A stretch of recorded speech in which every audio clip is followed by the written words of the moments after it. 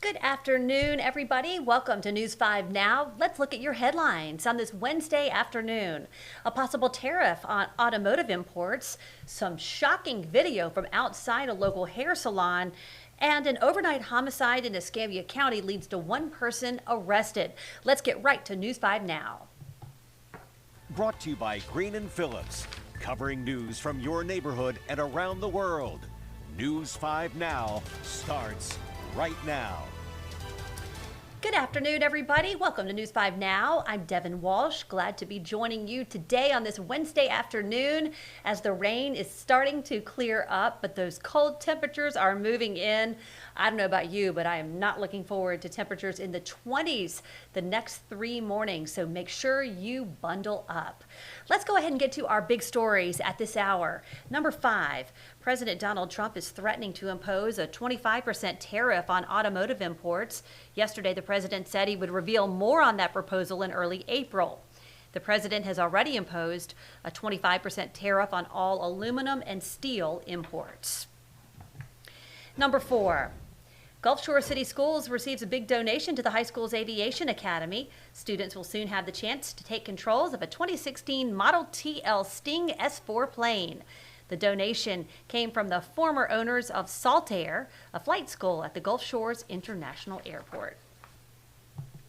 Number 3, a dispute at a salon in Mobile leads to a hairstylist jumping on a customer's car. Check out this cell phone video from inside the car. You can see the other woman hanging on to the back of the moving car. The customer told us she took her daughter to the Lasting Impression salon on Azalea Road on Saturday, but she was unhappy with the service and disputed how much she owed. No one was hurt. The hairstylist got off about 2 minutes later when the customer pulled up to a gas station. We spoke to the hairstylist. She did not want to go on camera, but she told us she called police while on the car, but did not press any charges. Number 2, we have learned more about a crash that killed a local teen pageant queen. The Florida Highway Patrol says the vehicle that 18-year-old Cadence Fredrickson was driving crossed the center line and hit a tractor trailer head on. The crash happened Monday afternoon on Highway 4 in Santa Rosa County. The truck was hauling wood chips and spilled the load and the fuel on the highway. And number 1, a suspect in custody for a deadly shooting in Northwest Florida. 25-year-old Antonio DeSoto is accused of shooting a man during a drug deal in Escambia County. It happened last night near South Century Boulevard and Main Street.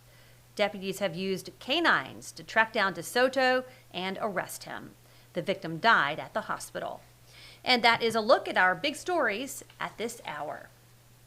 Okay, everybody, now it's time for our question of the day, and we're talking about federal spending cuts. We want to ask if you've noticed any so far. So, our question of the day asks you, what local impacts have you noticed after federal funding cuts? So I'm going to scroll down and see what many of you have to say about that.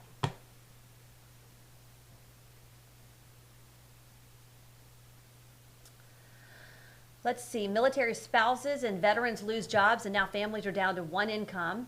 It's really been heartbreaking to see in our military community. She has not noticed, Van says, that grocery prices have dropped. Let's see. Rachel says local Fort Pickens Park employee just lost her job there along with colleagues. Have to go to the Biloxi for VA appointments rather than the Pensacola VA clinic due to understaffing. See, there are a lot of people out of work. Frankly, it's too early to tell, says Luis. So that's something we are going to be certainly watching here along the Gulf Coast. And we've talked about some of these national cuts that are happening. And we want to know if you are noticing anything locally. So if you are, comment on this post or send us an email to mystory@wkrg.com. Now we want to get to our poll of the day, and this has to do with Big Creek Lake. Do you want to see Big Creek Lake reopen for recreational purposes? Yes, no, or no opinion. So you can go ahead and vote. We did report that they closed Big Creek Lake to boating and fishing and swimming because they wanted to keep the water supply clean. So they have closed the lake for recreational purposes. So go ahead and vote in our poll of the day, and we will have the results of that tonight on WKRG News 5 at 5:30, News 5 Now, so make sure you stay tuned if you are interested in that subject.